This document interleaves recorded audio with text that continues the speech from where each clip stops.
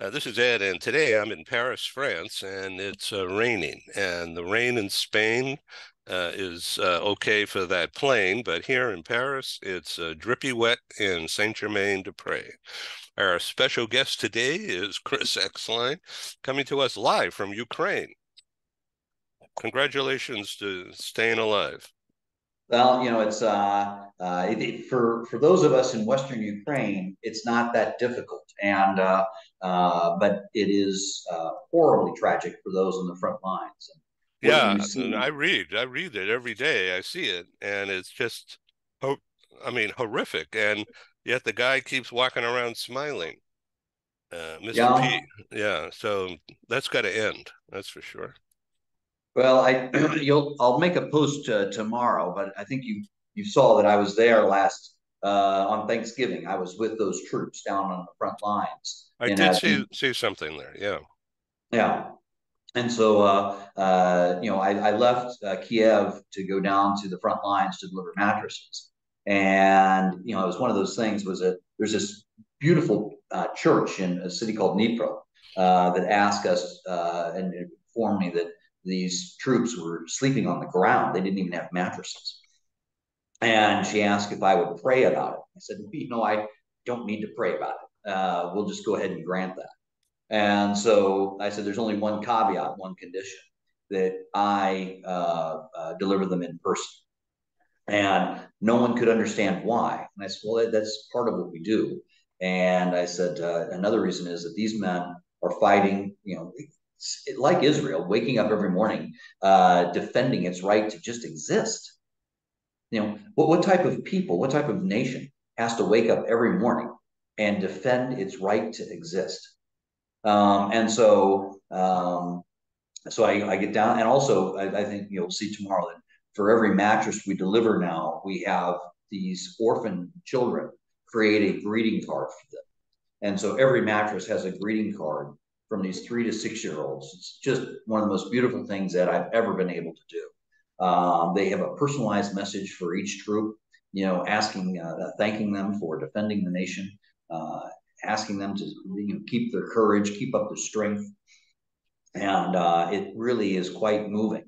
So I got down there. It was actually the first time many of these people had ever seen an American, and they were just pretty much confused and struck why I would drive or travel almost 18 hours to just visit them in person and hand over those mattresses. Okay, I've got a couple of questions being cub reporter here. So did you drive? You just said that, or did you have an escort? It was for clarity. I was not on the front line. They offered to go there, but at the end, it would have been putting them in more danger. It would have just been something for me to say, "Oh, look at me, I've done it." So I was.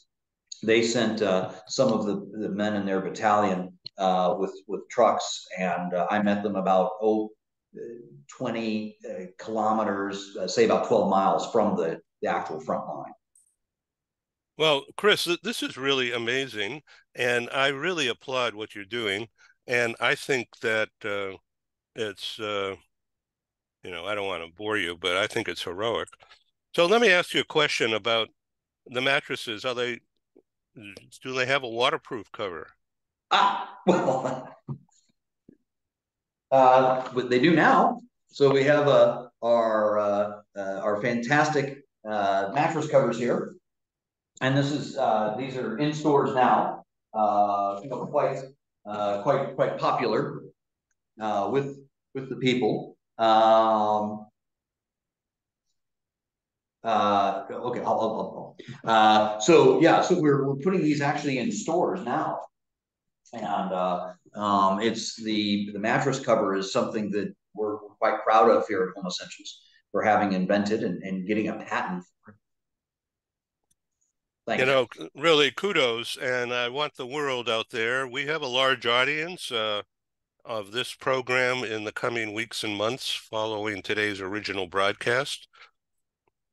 It is December 4, and here in Paris, it's just after 11 a.m. And what time is it in Ukraine? We're an hour ahead, so I'm an hour in your future. Yes, I'll be there. I don't know whether you recall Tony Weiss from Paris in the relocation destination services business for a long time with executive relocations and then some other firms.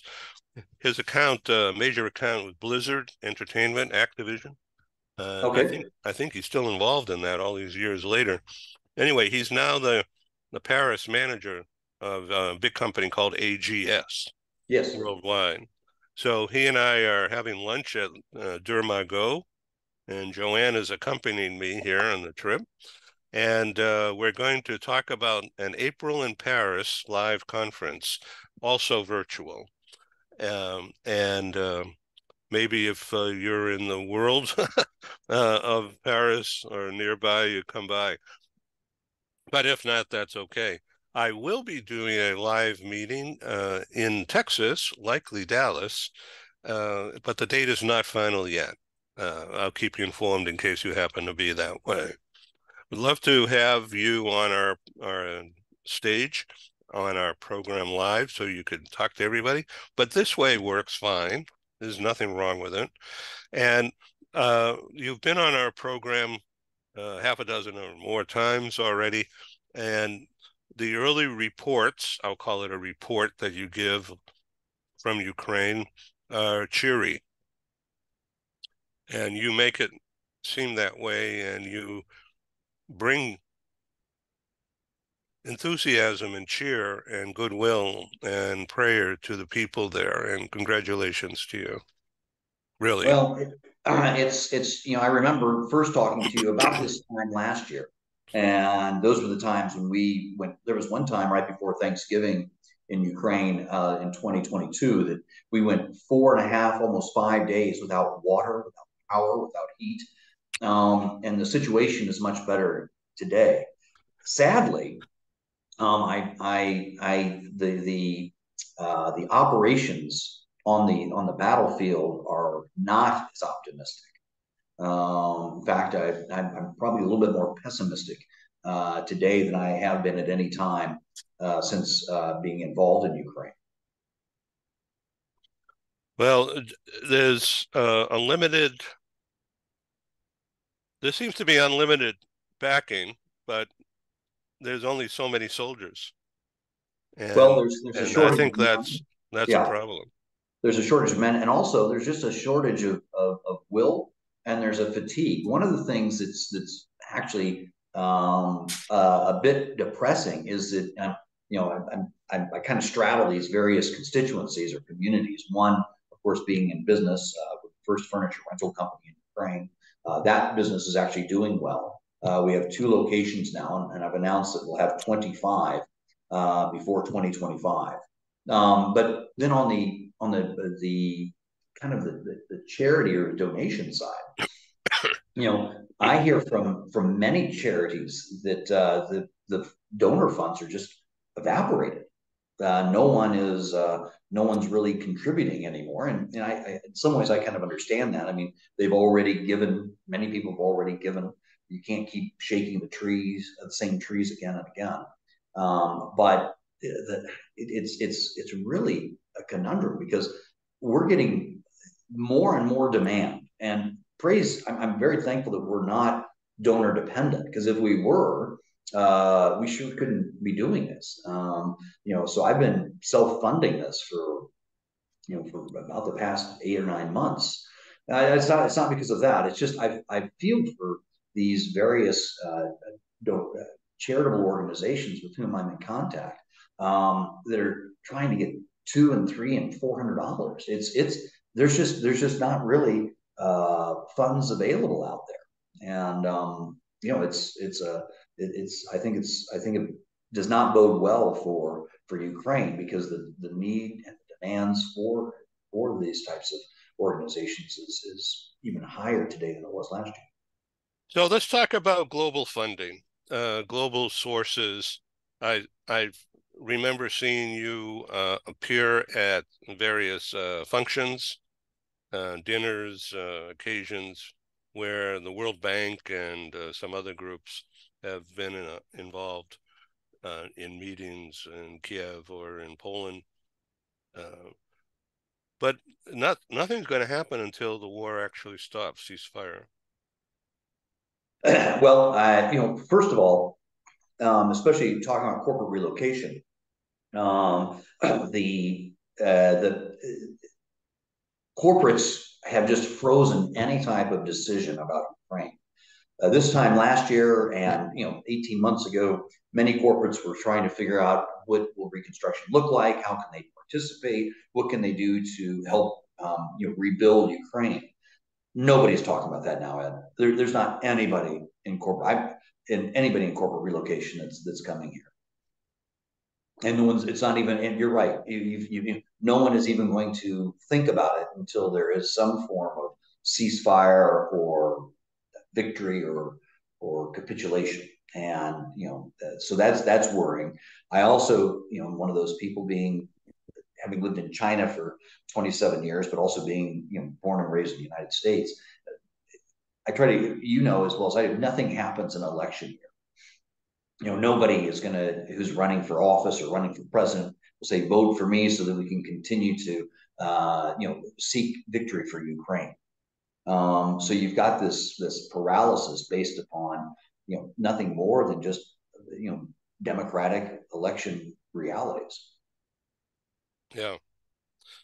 Well, okay. So tell us about the furniture business out of Hong Kong and Madrid. How's Yeah. things are good? Every place but Paris.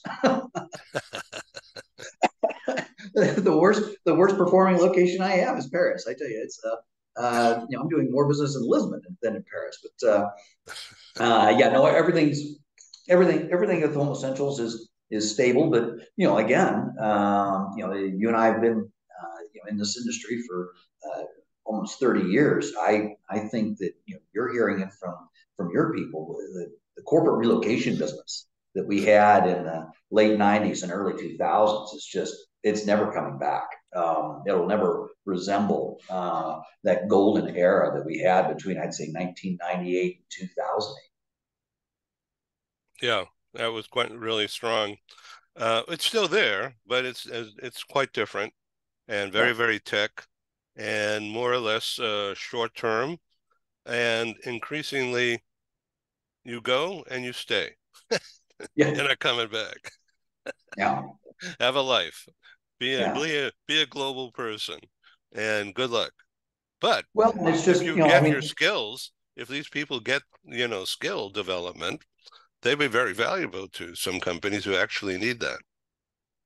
but it's just a different dynamic. I mean, we all saw this during the financial crisis of 2008. Starting in 2009, CFOs of all of our major clients started pulling back and cutting, school fees, business class travel for homeward vacations and things like that. So, it's just we're just blessed that we've been in the business for so long and that we have situational dominance. So many of the markets where we operate, but it's quite staggering. I mean, to talk about Hong Kong, I mean, golly, I mean, my Home Essentials in Hong Kong used to be the largest. There's 6,000 furniture rental stores on planet Earth. Home Essentials Hong Kong for many years was the number one furniture rental location by a huge measure, by almost anything. I mean, in I terms did of more, profitability. everything, the number of pieces of amount of furniture on rent, volume, top line revenue, profitability, everything. And I did more business in the Azores in July than I did in Hong Kong. Hmm. And it's not just me. It's not that my fabled customer service deficiencies led to the decline. I mean, my competitors, everybody. I mean, two of my competitors went out of business. So it's just Hong Kong has forever changed. The magic that we had in Hong Kong is forever gone, sadly. Yeah. And are you in Singapore? I've got two stores in Singapore. And I would guess they're doing well. They're really all right. Yeah. I mean, Singapore, this business where everybody talked about, oh, everybody moved down to Singapore. Well, many people did, but they already had all their own furniture. So it's easy to ship. It's like moving from, you mentioned Dallas, moving from Chicago to Dallas, which, I mean, golly, I mean, it seems like everybody in the world's moving to Dallas these days. I've never seen, I mean, I have a brother and sister in law down there, and my God, there are more people in Dallas, Fort Worth than in Hong Kong. Yeah, it's huge growth. I Yeah. remember when I was publishing Texas Bound Relocation Guide back in 1990 or something like that, in Houston bound, and we couldn't get Dallas bound off the ground at the time. So Well, you I were, gave up. yeah. Well, it's you know, it's the third. I it's about to overtake Chicago as the third largest metropolitan area in the United States. Yeah, it's pretty exciting. And now I see that Austin, San Antonio are finally getting together. Of course, growth is just rolling out Yeah. between them, but now they're actually investing in a metroplex. Uh, so that's great. Yeah, I was just in New York earlier this week, last week, uh, and I produced my first New York meeting in 4 years, and Good for it you. it went really well, much to the satisfaction of our host facilitator, Ernst and Young, and it was terrific. And they'll probably be involved in Texas and some other places with me going forward. So that's encouraging and sort of a rebirth. But now that I'm doing a TV talk show idea, virtual meeting, I'm trying to combine them. And so I'll send you the tape of the program we produced this past Thursday in New York, Perfect. and Thanks. it will look it will look okay. Uh, the morning session was only in person, and then we had an informal lunch, and the afternoon was in person and virtual, where we meshed the two together. It had some tech challenges, but it worked okay. Okay. Good for So you. thank you. This coming Thursday, we're producing the second in the series in London with HSBC hosting, facilitating in their headquarters on Canary Wharf, and it'll be the same format. And so it's interesting here. The streets are decked out with Christmas lights, quite festive, and really loving it. And it's as I mentioned, it's raining today in Paris, and that means that the whole countryside full of grapes is going to blossom. Or in China, we say that rain is a signifier of profit. That's So great. Well, I pray that it's profitable for you in Paris. yeah, and that Southern California, Las Vegas, and Phoenix survives. Um, this last winter was a bountiful year of snow in the end, and so it solved the short-term problems. We'll see what happens now. So, Chris Exline, this has really been a fun thing for me to do and really highly informative. So, you opened a home essential store of like pillows and things. What do you call those, that category? Home decor, Home decor. That makes sense. accessories, Okay. home accessories. Is that still Um, okay? That's still it's profitable? very well. I'll tell you what's fascinating about the business end is that when you and I first started talking about this, because of our history as a company involved in reconstruction, whether it was in Iraq, Afghanistan, South Sudan, Libya, Djibouti, other places. And that was really our focus. When I realized after the first of the year, February or so, that reconstruction wasn't going to be happening very quickly, I said, "Well, we've got to do something." And so that's when I decided in our little town of Kremenetz to open a store. And so we opened that store on May 1st or April 28th, and it's been surprisingly successful. I would have never been able to script anything like this. And what's happened is, we are the first company in Ukraine to offer interest-free financing. Now, for those of us that have been in the rent-to-own business, or we can remember the birth of the rent-to-own industry in the 60s and 70s, I'm talking about Rent-A-Center, Color Time, Remco, Curtis Mathis. This is the exact same thing.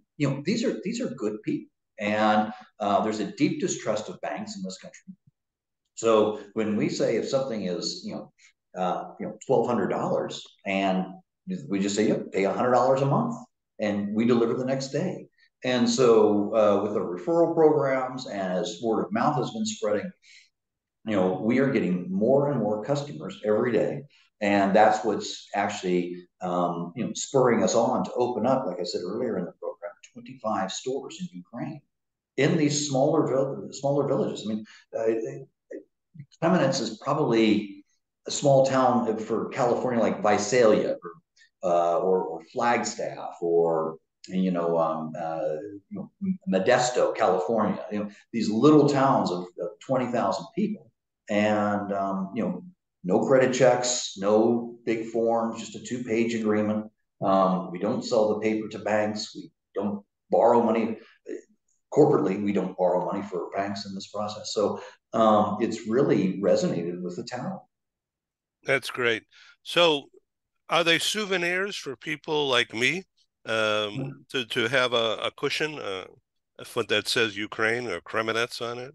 Well, you've already gotten a coffee mug from me I know, in and May. I use it. Thank you.